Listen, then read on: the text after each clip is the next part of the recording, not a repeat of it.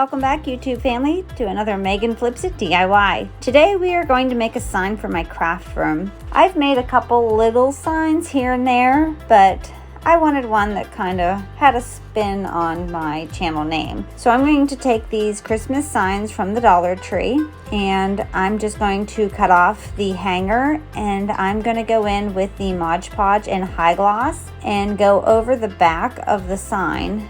And I'm not going with a heavy coat, just a light coat, just enough to get this tissue paper to stick, because I don't want to see those holes in the signs. So instead of using spackling or caulking to fill in those holes, I'm just going to cover them up with some tissue paper. Once I have a good coat, I take the crumpled up tissue paper and kind of pull it apart, and I lay it over top the sign where the Mod Podge is, and I'm really not concerned with getting out all of the bumps and the creases and the wrinkles. I'm kind of wanting a little bit of texture because I feel that it will add to the overall look of my sign. So once I have that first layer on, I'm not going to wait for it to dry.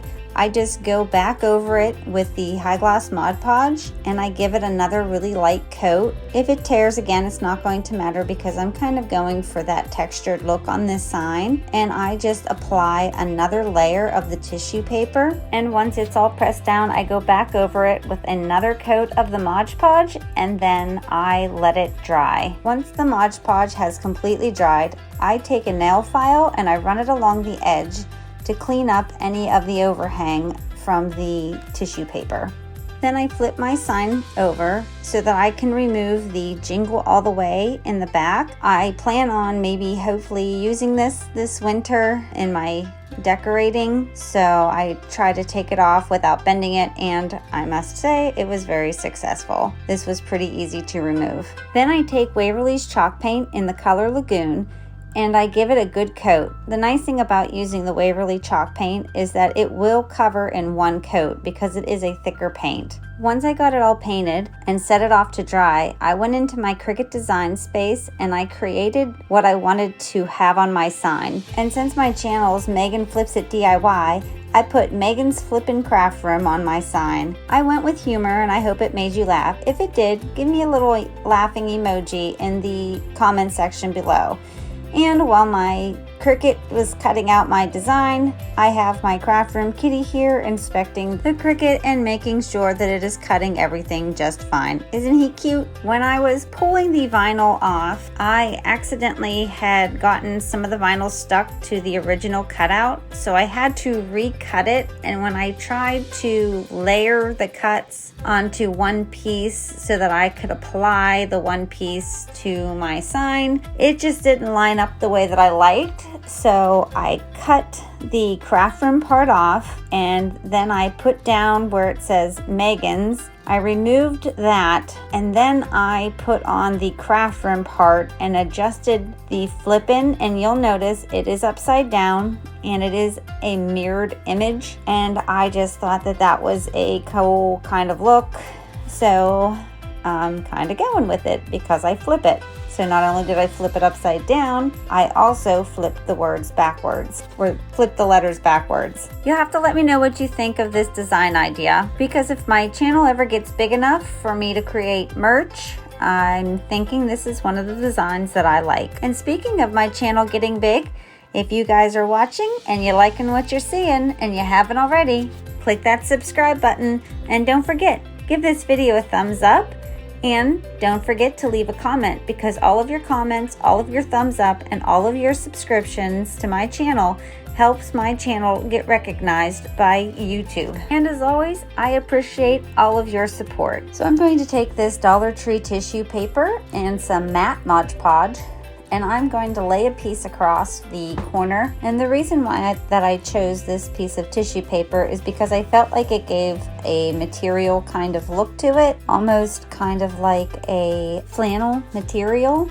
So I laid that on there, and with tissue paper, you kind of get a little bit more play with it before it starts ripping and tearing. So once I'm satisfied with how it's laid across the corner, I go over with another layer of the Mod Podge, and what I do is I kind of push the edge of the paper so that it isn't a straight line.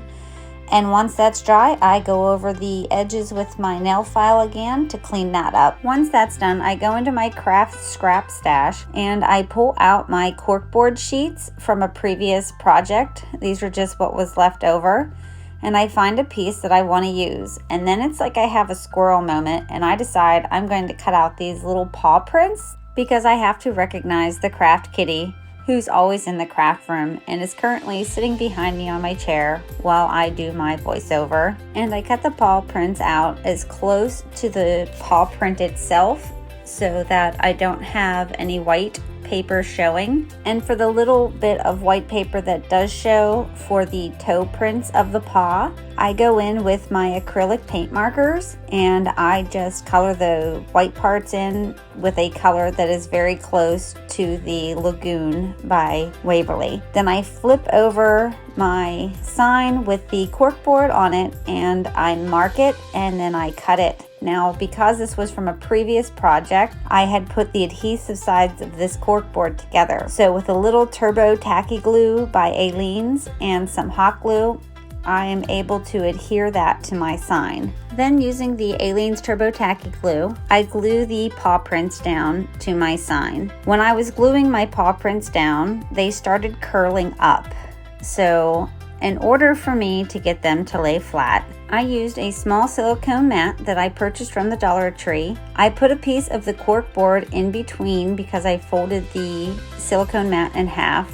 I put my thumbtacks on top of that and then I weighed it down with a water bottle. Once it was dry, they dried flat and I was very happy with the outcome there. I took my thumbtacks and some tweezers to hold it and needle nose pliers and I cut the tack part off because it was going to be too long to push into my corkboard. Then from my paper crafting stash, I pulled out this little list paper that says stuff to do and I wrote on it create and I tacked that to my corkboard. Next I added some rub-on transfers.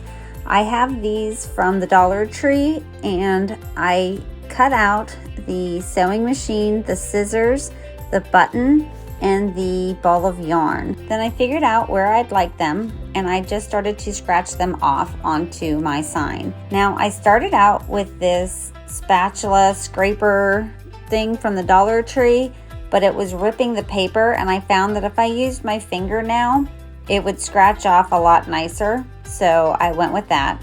Then I got into my button stash and I pulled out my little container from the Dollar Tree and I went through and I picked a couple buttons that I felt would look really cute on my sign. Once I picked out my buttons, I went over my sign with another coat of the matte Mod Podge and I let that dry. Once that was dry, I started hot gluing my buttons on to my sign.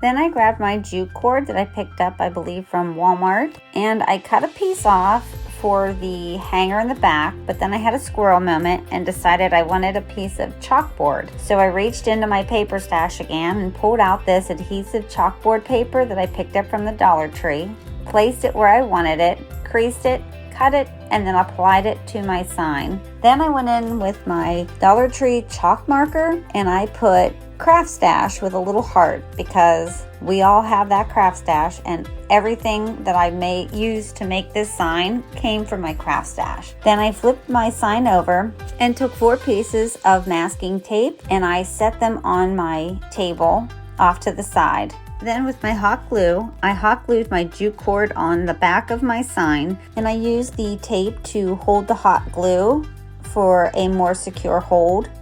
And I hung my jute cord on the back so when it was hanging on the wall, you wouldn't be able to see the jute cord being used for the hanger. And here's a little sneak peek of my sign all finished. And here's my sign hanging on the wall. Let me know what you guys think. Give this video a thumbs up. And if you haven't already, click that subscribe button. And when the bell appears, you can choose to be notified every time I upload a video. And if you could, leave a comment in the comment section below. And until next time, happy crafting!